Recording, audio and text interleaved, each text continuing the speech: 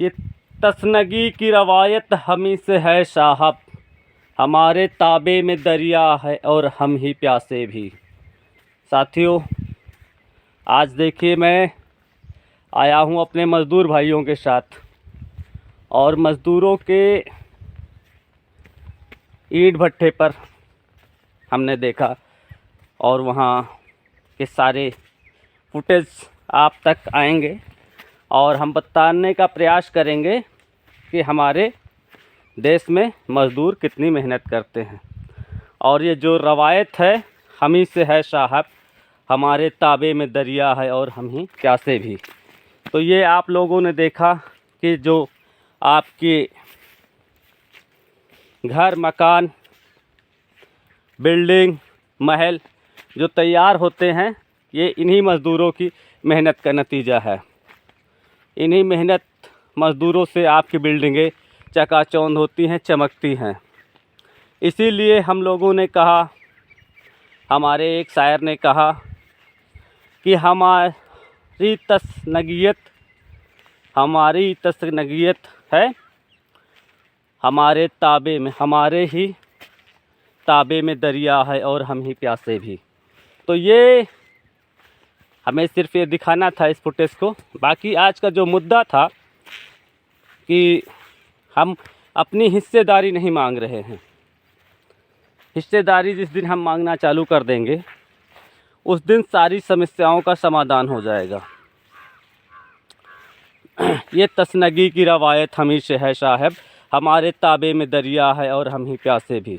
मतलब संपूर्ण जो टैक्स देती है भारत सरकार को वो मज़दूर देते हैं और मज़दूरों के हित में ही कोई काम नहीं होता भारत में। तो साथियों, तरह तरीके के टैक्स हमारे ऊपर लगाए जाते हैं और हम हिसाब भी नहीं मांगते। सभी साथियों से मेरा निवेदन है, जब जो भी टैक्स दो उसका हिसाब पूरा मांगो सरकार से। सरकार से जब आप पूरा हिसाब मांगोगे तब वो समस्याएं ख़त्म हो जाएंगी।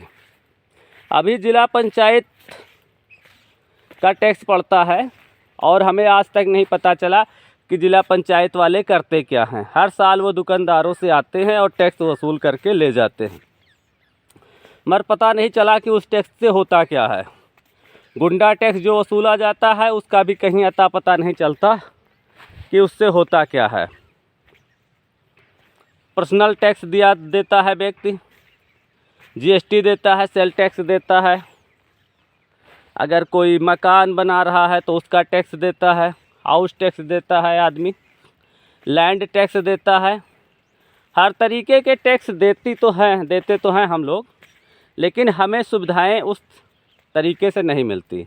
आप अपना जो टैक्स दीजिए उसका हिसाब रखिए और सरकार से पूछिए कि आप जो ये टैक्स का पैसा वसूलते हो इससे करते क्या हो। तब ये सारी चीज़ें एकदम क्लियर हो जाएंगी, एकदम फाइनल हो जाएंगी। और सरकार से जब तक हम अपना हिसाब नहीं मांगते बढ़ चढ़ करके, जैसे व्यापारियों के ऊपर जीएसटी लगा दिया, चलो एक बार बहुत से व्यापारी दे रहे हैं जीएसटी, आज की तारीख में जीएसटी दे रहे हैं, मगर उन्होंने कभी सरकार से ये नहीं पूछा कि इस जीएसटी जो पैसा वसूल रहे हो हमसे, वो हमारी सुविधाओं में आपने क्या इजाफा किया। ये चीज़ आप लोग नहीं पूछते। पर्सनल टैक्स जो दे रहा है वो भी कभी ये नहीं पूछता कि हाँ इन चीज़ों से आप करोगे क्या। जो आप टैक्स वसूलते हो उनका जो पैसा आता है उसका कुछ तो बताओ कि आप करोगे क्या। जो हो रहा है आप देख रहे हो, अनावश्यक चीज़ों का विकास हो रहा है। गांव-गांव में शमशान बना दिए, जबकि किसी भी ग्रामीण ने आज तक शमशान की मांग नहीं की थी कि हमें शमशान चाहिए।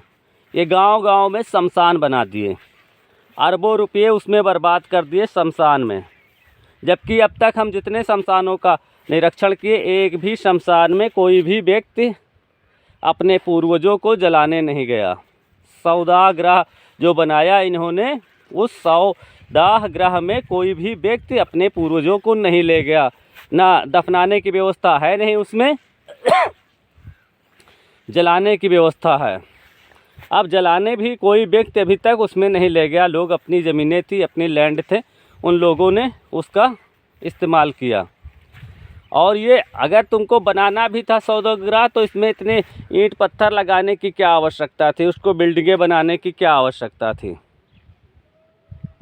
आप एक बिल्डिंग बनाते, पूरे गांव में ज़्यादा से ज़्यादा 1-2 लोग मरते हैं प्रतिदिन, और वो भी ये नहीं है कि मर ही जाते हैं, कई कई महीनों तक गांव में मृत्यु नहीं होती।